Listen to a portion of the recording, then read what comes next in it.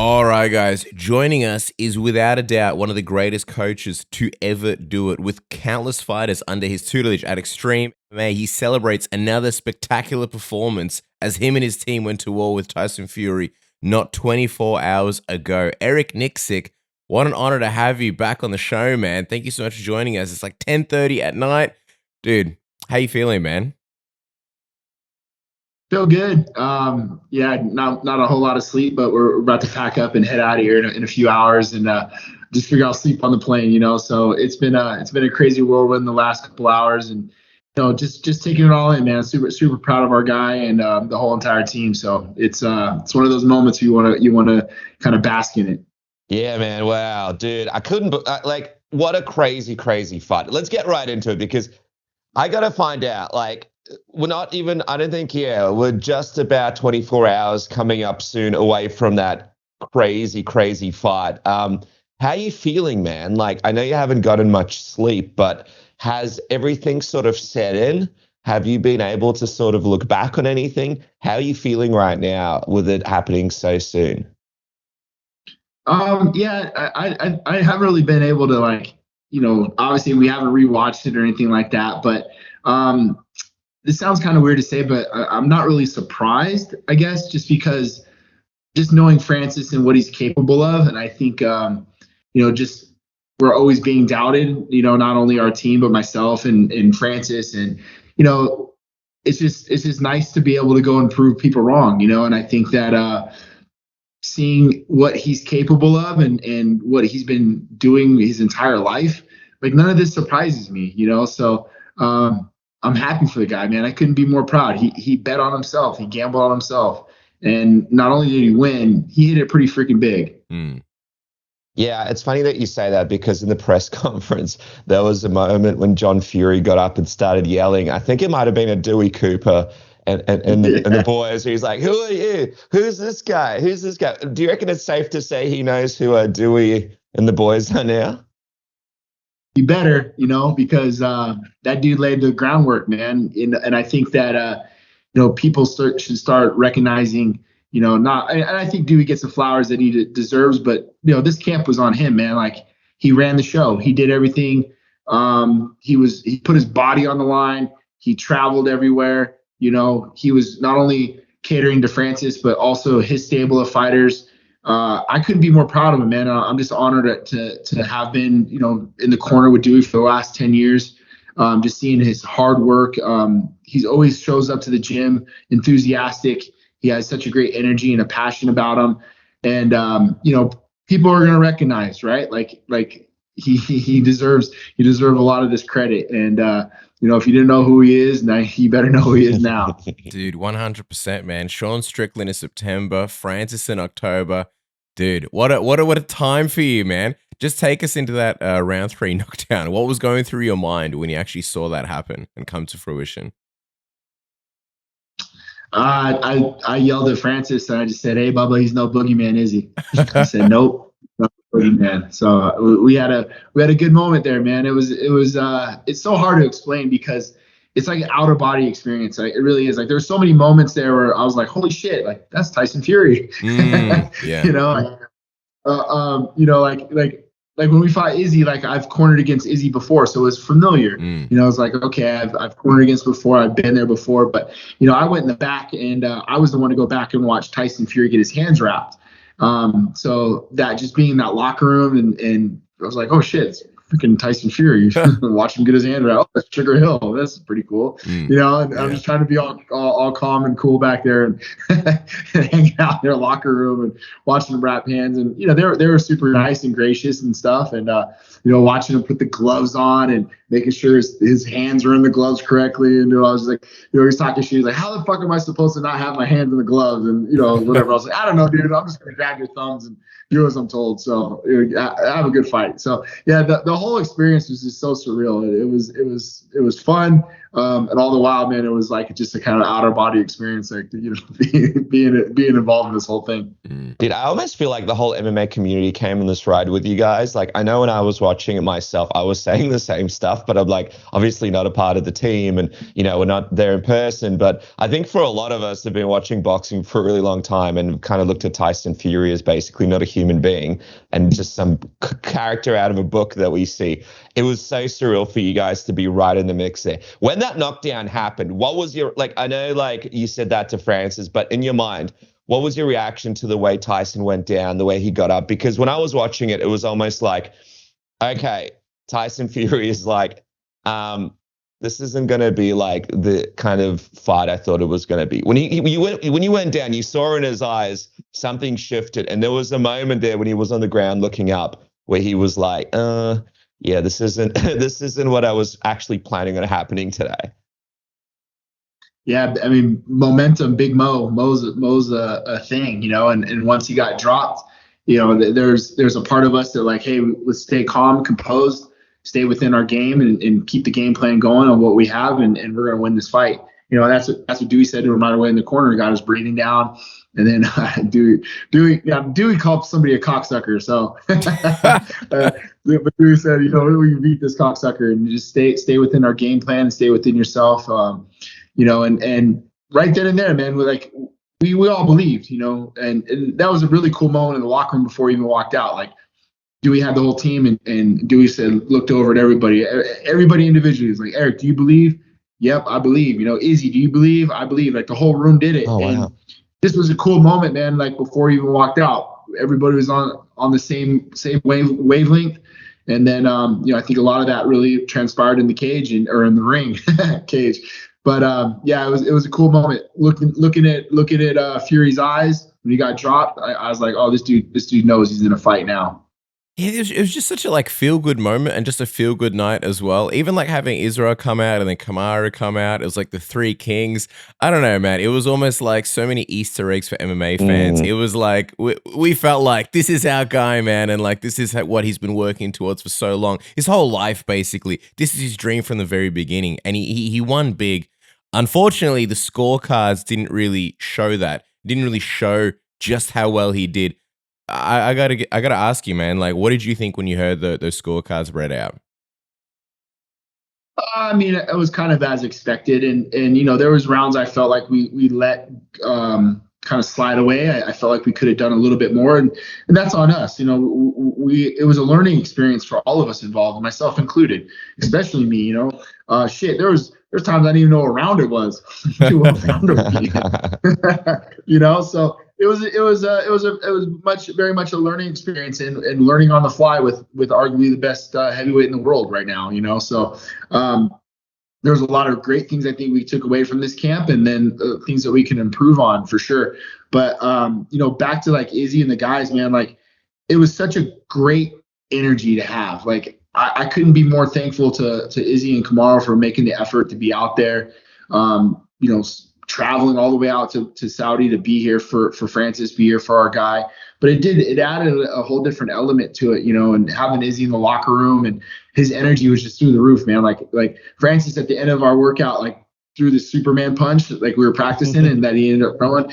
Izzy starts throwing pillows across the room. He's like, no, like that's amazing. You gotta throw that. Like he jumped off the couch, and like it was just such a cool experience to have him there. And we couldn't be happier that, you know, those guys took the time and effort to be there for Francis. Dude, it's funny. You mentioned, you know, in there with, you know, a guy that's regarded to be one of the best heavyweights. I mean, for people, Tyson Fury, there's a discussion that he is the best heavyweight champion that boxing has ever seen.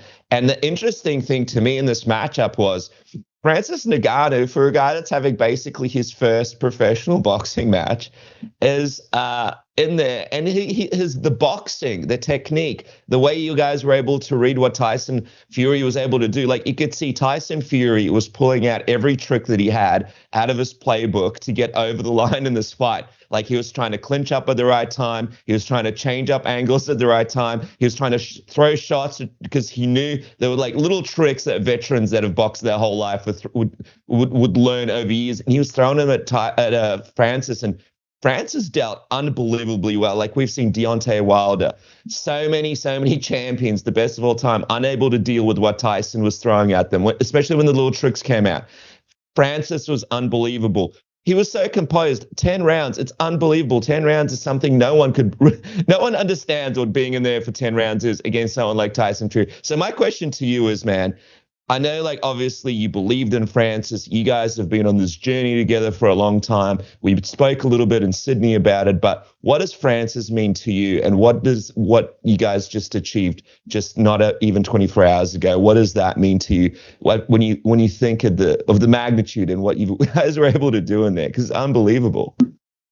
Yeah, I mean, nothing really ceases to amaze me with him anymore, man. Like, he just blows the doors off of everything that he does. I'm just honored to call him my friend and be a part of this journey with him. You know, he makes us all better. He makes us all look good.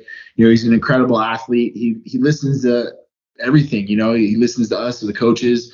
You know, man, it's just, I could not be happier for this entire journey that he's been on, and just believing in himself, you know. And I think when it comes to the whole Tyson Fury thing, it's almost like ignorance is bliss. Like, you know, he knew who was in front of him. He knew he had Tyson Fury, but like, I don't think he really understood the magnitude of what he was doing at that moment, because he's just kind of like, oh, I'm just going to go fight this guy, you know. And I've seen him do it before, you know. He's like, I'm just going to knock this guy out, no problem. And you know, we're in there going into round 10, and I just remember like looking at him, and I was like, hey, Bubba, like, we're in this, dude. Like, you're going to beat this guy, and this is just your destiny, man. Like, you know, nothing ceases to amaze me with this guy anymore and what he's capable of. And you know, I got front row tickets to one of the best combat sports athletes to ever do it, man. So I couldn't be more blessed. I think it's almost just like a life moment. Like, these are memories you'll never forget.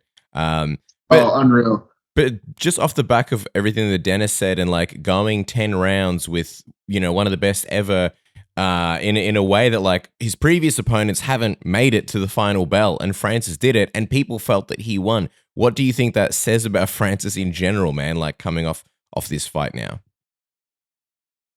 You know, I mean, we feed into it. We tap into all the negatives, all the doubts. You know, we listen to that. I've never really seen him like get mad or like bulletin board material, but I know that he was pretty ticked off that they booked the fight when he was fighting, you know, and they had a fight. The Usyk I know that. one, I know right? that really. Yeah, the Usyk fight. You know, I know that bothered him, and he said to me, I remember him saying to the boys, like, that day at sparring, the sparring partner got his ass whooped when they booked that fight. That he took it out on some people that day, and I knew he was mad. And he said to me, he's like, he goes, you know, how are they going to book a fight when this dude ain't going to be ready to fight in December? Like, I'm going to put it on him. And I was like, shit, dude. Like, he was motivated as all hell. And we saw today, I think they're going to postpone that fight till later on in the year, because, you know, Tyson Fury is not going to be in any condition to be fighting in December. Did you see Usyk's face when Tyson dropped Francis? No, I didn't see it. I will send you the video, man. It's this video. It looks like his eyeballs pull out of his head. He's like, what is going on? Like, it was so funny, dude. I just can't stress. There's so many moments throughout the night that you're going to pick up later on. You're going to get clips from people's reactions and things happening that are going to make this even sweeter for you. It was one of the most unbelievable nights in combat sports I've ever seen. Hey, just quickly on that. I mean, people are kind of frustrated, right? Because the sentiment out there really is, man, and this is not just coming from the MMA world, but from the boxing world, is that people want to see the rematch between Francis and Tyson. They're not as interested in the Usyk fight, which is another indication of how much, I guess, the boxing world is kind of, you know, now really keen on Francis being a part of it. What is your reaction to this rematch not happening next? Because I mean, that is really what people want to see. People want to see Francis versus Fury part 2 as soon as possible. I mean, it's crazy how they changed their tune pretty quick, though, right? Like, we didn't belong. We weren't supposed to be there. You know, I mean, we saw it all. So they changed their tune pretty quick, and now they want to see the rematch. But hey, yesterday's price isn't today's price, so they're gonna have to come with something. And you know, I think Francis just showed he is the baddest motherfucker on the planet. And you know, had this been an MMA fight, right, an actual fight, you know, we know what had happened. When he dropped him with that left hook and Francis would have jumped on him, he would have ended the night pretty quick. You know, it was funny because Izzy and I were sitting next to each other when right before the fight started. And I leaned over at Izzy, and like we both kind of looked at each other, and he goes, "You see what I see?" And I go, "Yeah, calf kicks for days. Look at that." He's like, "Yeah, bro, we're gonna chop them fucking legs in half." So had that been a fight, an actual scrap, we all would have known what would have happened in that fight. Dude, I mean, yeah, people are like embracing you. People not only are embracing you guys, they're like, this guy is pure money. Eddie Hearn was talking about how now he wants to see Francis Ngannou box Anthony Joshua. Did you see that? What was your reaction to that? Yeah. And also Eddie Hearn's reaction to the fight. Yeah, I mean, it's just it's just funny how no one gave this guy an opportunity or gave him a chance, except for the tight knit family that we have around him, and maybe a couple of MMA guys around the industry. But I got to say this though, the one guy that was I wouldn't say like thought we had a chance or thought we would win, but definitely gave us a chance. That was Tim Bradley. In the pre-fight meeting that we had, he said something that was pretty freaking cool. He's like, "Man, I don't know if I should tell you this, but I've been debating on letting you know. But I had a dream that you dropped Tyson Fury with a left hook," and he said that in our pre-fight meeting. Oh wow! And he goes, "Not only do I think you have a chance to or you can be in this fight, I give you a serious chance to win this fight." And he explained a lot of the same thoughts and theories that, you and we all talked about, like behind the scenes, or I think even in our last interview that we did about like, how do we approach a fight with Tyson Fury? And we talked a lot about like not trying to outbox him, but trying to fight him, try to stay within the same things that we do within MMA, stay unpredictable. And, saw a lot of stance switches and doing a lot of things that we do naturally when it comes to MMA that I think confused Tyson in the fight. And I think Bradley had seen that, and that was part of his assessment and his breakdown. So, hats off to him, man. And, he saw something and he brought it to light, and sure as shit it happened, man. That's what he dropped him, was that left hook. That's crazy, man. Joe Joyce is out there somewhere like, yeah, I remember those rounds with Francis, man. I remember those sure. Challenges, yep. the new things that he brings. I know like the plan was always like, have this fight and then go back to the PFL, or debut in the PFL, I should say. But dude, like with all the people throwing their names at you, and like prior to this fight, people really didn't give Francis the credit against other guys in boxing, the Deontay Wilders, the Andy Ruiz, Usyk's AJ. Like the way that things are playing out now, is there a chance that we maybe see Francis box next as opposed to going to MMA? I think that seems more realistic and more feasible than it did before, right? Yeah, he definitely could. I don't know, what he has like contract obligations with PFL, but I think they're all pretty lenient on that, and I think that's part of the reason why Francis decided to go to the PFL. But in speaking with Francis, I know that's been his expectations, is to get back into MMA. He still loves MMA. He still wants to compete in MMA. And shit, man, we just really been scratching the surface in what he's capable of doing athletically within MMA. So that growth and that maturation is still a work in progress. And, I'm just really looking forward to be able to take all the things that we learned in this last boxing camp and then go apply those things back over to MMA. Like defensively, his footwork and all these things that he's added to his game with Coach Dewey and Coach John this past camp. I'm just foaming at the mouth, man, just thinking about what we're capable of doing. So again, like we'll see with the powers that be, and that's with Markel and Francis and these promoters. I would like to see him get back to MMA. Obviously, I'm partial to that side, but again, whatever makes sense for them logistically and money wise, we're all for it. Man, I just can't get over how great Francis looked. It's unbelievable. The boxing, you guys did such an incredible job. And here's the thing, right? People that might not realize this, but now we put out a little post on this. But the fact is, you went all the way to Sydney with Sean, right? Which was last month, defy the odds, become the UFC champion in a similar situation where basically no one was giving him a shot. A lot of people thought Izzy was going to beat him, and you beat one of the greatest middleweight champions to ever do it in Israel Adesanya. I know a guy that you respect immensely and who was there with you and Francis walking out. And then now you go over to Saudi with Francis and be the guy that many people believe was the greatest heavyweight champion to ever do it. So I got to ask you, man, for you personally, and I remember when we spoke in Sydney, you're like, yeah, and then I got to go and got to think about that. Like you were telling us, like you got to switch your mindset over to this. So we were kind of laughing about it a little bit. But now that it's done, man, back-to-back months and two of the greatest to ever do it, a win over Israel, and many people believe a win over Tyson Fury or a performance that is unbelievable. How does it feel to do that, especially in back-to-back months? It feels great, obviously, and I'm just honored to really be a part of, that journey with Francis. Dewey did all the heavy lifting this camp. Like you guys said, I was on the road, I was traveling, I was bouncing around, and Dewey made himself available for every freaking practice, all the travel. They were going to London to work. And then, when they had the media tour and he really did all this heavy lifting. So I'm just on those coattails, man. Like obviously our body of work with Francis is one thing. Like we've been together for a long time, being in his corner and helping and everything else. But, the flowers go to Dewey, man. He really did a lot of this work. We talked about this prior to the fight even being right about the time the fight was being booked. We sat down as a team, and I'd asked Francis to, I think, it was like around July, and he was looking for a boxing coach, and I was like, man, like I just feel like our guy is Dewey. Like I just feel like he's the guy in the room that we know, that we trust. He brought John from France in as well as kind of a support role to help out, and he did a great job as well.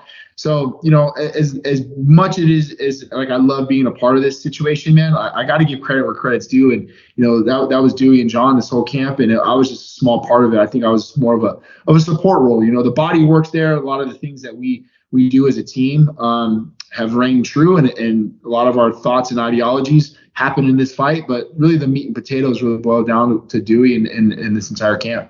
Yeah, but dude, I mean, you got to think, and this is the thing, in these situations, right? Someone who doesn't have the genius that you have goes, and we've seen this happen 1,000 times. Let's just go to some guy that everybody knows, that everybody's trained with. We've seen this happen in boxing actually a billion times. People getting sued and kicked out of camps because this guy comes in and that guy comes in. You took the boys and the crew, and you knew that Dewey, and John, these are the guys that are going to get you there. And I just want to quickly, because I'm just going back, we sat down with you and Sean Strickland in Sydney in that hotel room and basically just spoke about how special Extreme Couture was. How special of a guy you are and how you never take any credit for the stuff that you do. But just in this moment, can you tell me what Extreme Couture means to you, man? Because, you guys are just an incredible team. I mean, that gym has changed my life. I get anxiety thinking about where I would be without it. It is not only changed my life, but many of the people that I'm around. It's made me the man that I am today. So I'm forever indebted to Randy and Ryan and everybody at that gym. Ray Cepho, especially Ray. Ray's been like a big brother to me. So. Man, that when you think about Extreme Couture, I feel like it's its own entity. I feel like it's like a parent or a loved one. Like you walk into that gym and it just has an aura to it. It has its own pulse. It has a passion. And I wanted something that we built like that. Everyone that walked in there felt that they're a part of some sort of greatness. And that's what I feel like when we walk in that room, and that's what we strive for. It's just greatness. I want every fighter that trains and fights out of our camp to feel like they have an opportunity to succeed and to be great, just like the people that they're in the room with. The Francis Ngannous, the Misha Tates, the Sean Stricklands. The list goes on and on. Forrest Griffin when he won his title, and Randy, of course, and now Sada Busi and Patchy Mix. The gym is on a rise, but it's by no mistake, man. I think it's just the people in that thing that just make it the way it is, and I couldn't be more proud of where that gym's at today. You guys have done an absolutely tremendous job, man.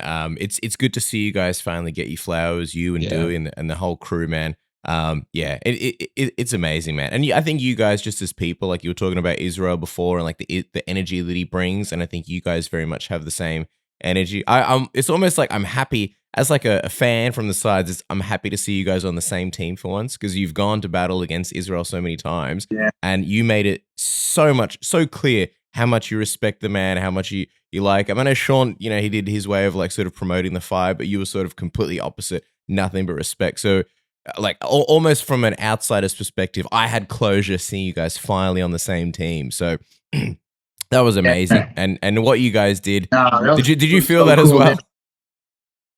Man, like it was so cool to see him. We had a big old hug, a big old embrace, and like, we didn't talk really about the fight at all. But man, like, you just felt the mutual respect, and like I said, I said it, publicly. I said it to him. Like, I've learned a lot from the guy. He put a whooping on us when he fought Brad Tavares. And we went back to the drawing board, and we spent time. I spent time studying him and just watching him and enjoying his career. People say what they want about the man, but like, I'll tell you what, anytime I've ever been around him, he's been nothing but respectful. He carries himself, just with high regard. And, having that moment just this past weekend, and I told him, I pulled him aside. I was like, dude, can't thank you enough for the effort to come all the way out here, to be a part of this, just to be here for Francis. It really meant a lot to me and the team. But seeing how much it meant to Francis, it's pretty cool. It's not just a quick little plane flight over. I mean, this guy went from New Zealand to Saudi, to be there for his brother in arms. So just that alone, man. Like, if you love him or hate him, you got to respect the fact that he traveled all this way to be here to support our team. So the moment he walked in that dressing room, man, we were teammates last night. So I couldn't thank him enough for being there. And he would have appreciated you saying that as well. Like, people don't understand, he's a very, very, very personal guy, very, very sentimental. He, kind of guy, like, you meet him once, twice, like, he remembers your name, he knows who you are, kind of thing. He's not one of those people who just meets a million people and just, like, has empty handshakes and whatever. So those words would have meant a lot to him. Just super, super quickly, while we've got you, I do obviously have to ask about, like, Sean Strickland and what's next. Khamzat beat Kamaru Usman, just the other weekend. I am curious what you thought of that performance and, Khamzat in general as potentially Sean's challenge next, especially because they've trained and they've sparred together in the past, right? Yeah, I know. Like, Khamzat was in our gym quite a bit, trained with us, off and on for almost like 3 years, especially during like the COVID times. He'd come in, get work in, and oh man, I loved having him in the gym. Like, he was a great teammate. He pushed the room. He made all of us better. I learned a lot from him, especially, like, there's some fighters that, I was able to kind of take some of the things that he was doing and apply it, especially with a guy like Jeremy Kennedy. A lot of the ideologies and routes that we run on the ground. I actually have a series where I call it Khamzat. Hamzat. And, there's some things that we do. I mean, it's business. It is what it is. We knew that eventually that's a possibility. We got guys in the middleweight division in our gym that are just stacked in the rankings. So eventually those guys might have to fight. But as far as the Khamzat Usman fight, man, it was a tough fight to get on short notice for both men. Khamzat was preparing for a certain style, and Paulo Costa had the opponent switch. And then you have Usman coming in where, I definitely didn't feel like a 3-rounder would benefit Usman. I thought like a 3-rounder really benefited Khamzat. And, Usman went in there and did his thing. I thought in round 2 and round 3, it made the fight a lot closer, a lot more respectable. So, there's a lot of things for us to be able to build off of game plan wise. And I think that we can attack. Hopefully Khamzat's hand's not broken, or there's nothing that's going to take him out for a long period of time. And, we can get that fight in maybe early in 2024. So, they just came out with some news, Eric, where he's got a torn ligament, not a fractured hand. So it looks like he'll be out for about 4 weeks. Yeah, I just saw that this morning. Oh, that's not too bad, man. 4 weeks. I mean, that's not too bad. So, I know the guy's constantly training, so I know he'll be working around the hand and staying in shape and doing the best he can if they get that phone call. But I'm happy for Khamzat, man. I think it's well deserved. I think that he's in a position that he deserves to be in, and it's the next man up. I know Izzy's going to take some time off. I think the other guy that's right there is Dricus, obviously, and we'll see what the promotion wants to do. But if Khamzat the fight, that's the fight we'll take. Out of curiosity, is this another one of those, like, maybe it's not in the same league, but it does almost feel similar to like the Israel situation where everyone's like, oh, dude, Israel's going to come in and, probably win. And then with Francis, people bet heavily on Tyson Fury. And I feel like with Khamzat, like, the stories are that, like, he was very, very dominant in the gym. So I wonder what your perspective is heading into this, another fight where Sean is most likely going to be counted out. And the odds makers have Khamzat as the favorite. I don't know what they saw in the gym, but that's not the case by any means. I won't speak about our training sessions. What happens inside our gym stays within our gym. But there was no one side or the other that was just getting blown out of the water. That's not. It was quite the opposite, if you ask me. But it was very competitive, and Khamzat trains hard, man. He goes hard. He trains hard, and I think he made everybody in the room better. But by no means did I think that there was like, oh, we're at a disadvantage by any means at all. So yeah, I saw the odds and hey, go bet a little bit of coin on the underdog. Yeah. You saw the odds and you went, all right, looks like a lot of people that know what's going on will be making a bit of money again from another fight. We think the odds makers will start seeing what's going on when we have the underdog. So. Yeah, I was gonna say, I imagine you get happy when you see like your fighters as the underdog. You're like, time to go to work, doing it again. Yeah, time to go to work, man.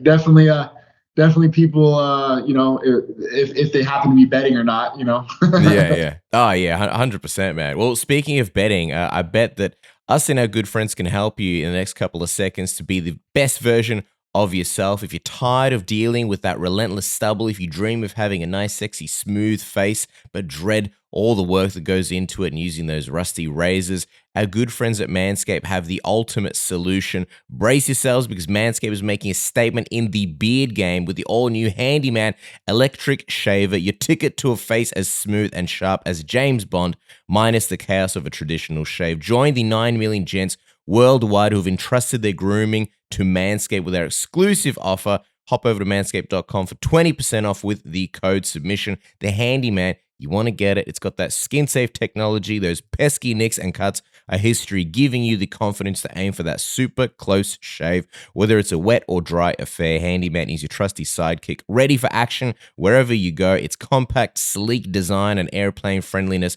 make it your ultimate on the grooming tool. And believe me, I had a lot of my stuff confiscated when I was in Europe recently, so it's good to know this bad boy can get in and out of any situations at the airport.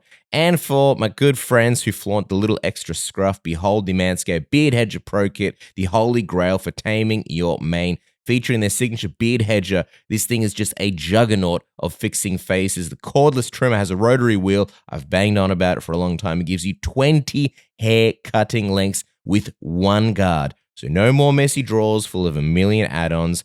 That's right. Face grooming doesn't need to be that hard. Get 20 different beard lengths in just one guard. Our good friends at Manscaped have got you covered. Isn't that right, Dennis? That's right, man. The beard hedger is unbelievable, and Manscaped has it going down, especially in November. What about that new lawnmower? It's all happening at Manscaped. So jump on, use the code word submission, 20% off and free shipping now. That's right. Another weekend of fights. We just had Tyson Fury and Francis Ngannou. What an event. And then this weekend, obviously, the UFC's back. We got Lewis versus Almeida, and you're probably thinking, where am I going to watch it? Well, our good friends at Fanzo have you covered. Fanzo, the best app. It's absolutely free, the best venue finder in the world. All you do is pull up the fixture. I've got it right here, Almeida versus Lewis.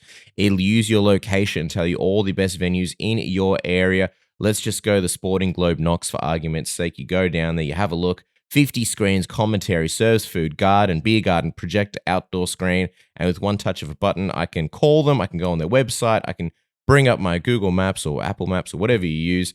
You can book it in. And it tells you all the important information. Isn't that right, Dennis? Yeah, that's right, man. It's the ultimate venue finder. Click the link in the description and start searching for your favorite sports today. Ensure you can watch it at the best venue with your mates and not at home alone and not being able to enjoy to its maximum capacity. Fanzo is really a game changer.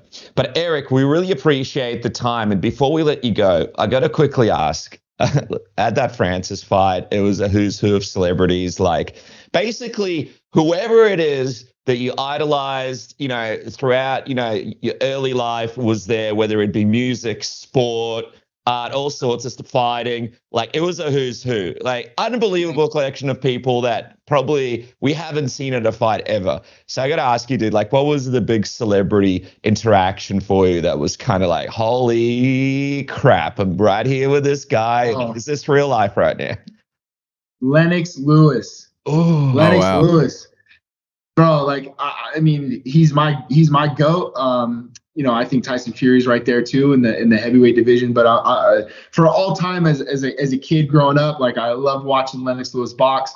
And so his manager brought him over and introduced me to him. I was standing there talking to Randy, we're at the dinner, and the manager, Adrian, comes over. He's like, "Hey, I wanted to introduce you to somebody." And I look over and I'm like, "Holy shit, it's Lennox Lewis, dude!" I swear to God, I almost had tears in my eyes. Whoa. I was like fighting off tears because, like, as a kid, like that was like one of my idols that I looked up to. And then like he's like, "Hey man, huge fan of your work." I'm like, "Holy shit, Lennox Lewis!" And he's like, he watches what we do, and then he says, he's like, "Hey, next time if Francis has another boxing match, I'd love to be involved in any capacity, even if it's coming out." And I'm like, I'm talking to Lennox Lewis right now. Like, this is amazing. Yeah, blown away. And the room was just littered with just unbelievable Hall of Fame talent from all over, from soccer, from music, and then obviously the combat sports world. You got the who's who of everybody ever to grace boxing that was in there. But for me, man, it was definitely Lennox Lewis. Like, I was just so stoked to meet him, and quick little interaction. But I left there. I was texting my wife. I was like, dude, I was a little kid in the candy store. Yeah, dude, he was on a panel talking about it, and Dan Hardy did an amazing job interviewing him, and it was like, you could see the respect that he's got for you guys, which was, that's awesome. It's crazy how you had that full circle moment. What about, just quickly, me and Casper, we used to be obsessed with Eminem growing up. Did he say anything to you guys? Did you speak to that guy at all? I didn't see him. I didn't know when he got there. I didn't see him. So we were all sat down. We're at the dinner table. And then, Francis wasn't going to stay there long. He was just going to kind of do his thing, and like maybe 30 minutes tops. And then, so we had all these like separate cars, and then the food came out, and it was like this beautiful steak and all this nice meat and stuff.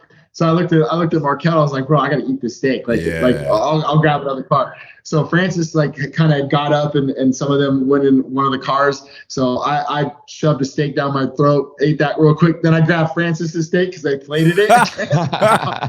He's like, "That." So I grabbed his, ate his steak, and I was like, "All right, man, we're out." So we hopped in the car and took off. So I didn't really get to see too many of the celebrities, but I saw Eminem was like rolling in. It was funny because Francis like sees him on the red carpet, and like I don't think he knew it was Eminem. Oh, so wow. If you watch the video, like Francis was kind of like looking around and whatever, and then like kind of tap him like, "Hey, Eminem's like wants to say hi to you." And Francis kind of looks, and he's like looking at him, like doesn't really know it's him, and he's like, "Oh shit!" Like, it's Eminem. So yeah, I mean, anywhere you went, bro, you bumped into somebody. It was the who's who of everybody in that room. So it was pretty cool. Dude, it was an unbelievable night. I think a lot of people, especially after watching that Logan Paul fight the other weekend, they were kind of down on boxing a little bit, especially for crossover fights.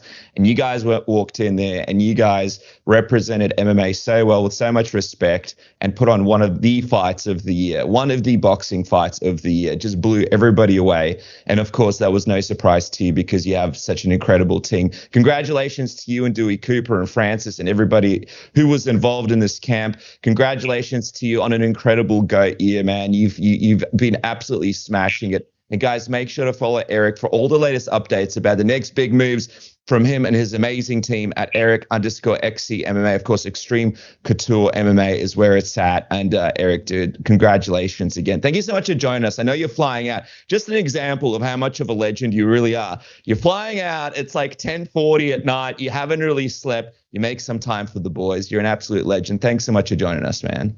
Love talking to you guys, man. Anytime, man. You guys are always done great for us. So pleasure's all mine.